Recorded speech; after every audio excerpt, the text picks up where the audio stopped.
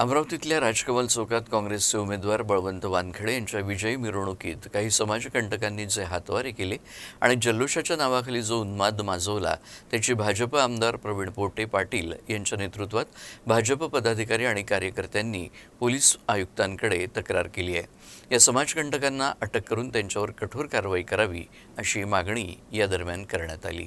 अमरावती लोकसभा मतदारसंघात भाजप उमेदवाराचा पराभव करून काँग्रेस उमेदवार बळवंत वानखेडे यांनी विजय मिळवला। या विजयानंतर काँग्रेस आणि मित्र पक्षांच्या वतीने शहरात सर्वत्र जल्लोष साजरा केला गेला। हा जल्लोष साजरा करताना विशिष्ट समाजाच्या समाजकंटकांनी भाजप महिला उमेदवाराला संबोधून अश्लील हावभाव आणि हातवारे केले, शिवाय अश्लील शब्दात नारेबाजीही केली।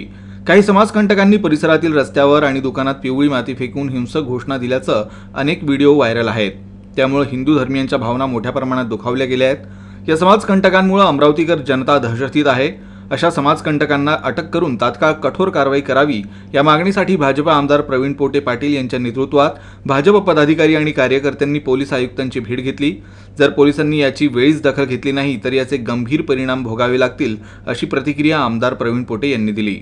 पोलीस आयुक्तांनी 100% हे आश्वासन दिलं की येणाऱ्या काळामध्ये आम्ही त्याच्यावरती ॲक्शन घेऊ आणि त्या पद्धतीने त्यांनी आयडेंटिफिकेशनसुद्धा चालू केलेलं आहे, आयडेंटिफायसुद्धा काही लोक केले आहे आणि ज्या लोकांवरती काही जर असं वेगळ्या काही पद्धतीने काही केलं गेलं असेल तर त्यांनी रिपोर्ट जर सादर केला तर त्यावरती अर्जंटली ते कारवाई करतील आणि त्यांनी सुमोटो त्यांनी याच्यावर ॲक्शनसुद्धा घेणं सुरू केलेलं आहे। महाविकास आघाड़ी ने जीत हासिल करने के बाद अमरावती में रास्तों पर खुलेआम गुंडागर्दी की गई, लोगों के आंग पर पीली मट्टी फेंकी गई, रास्ते से जो महिलाएं जा रही थी, बहनें जा रही थी, उनके आंग पर भी पीली मट्टी डाली गई, दुकानों में पीली मट्टी फेंकी गई।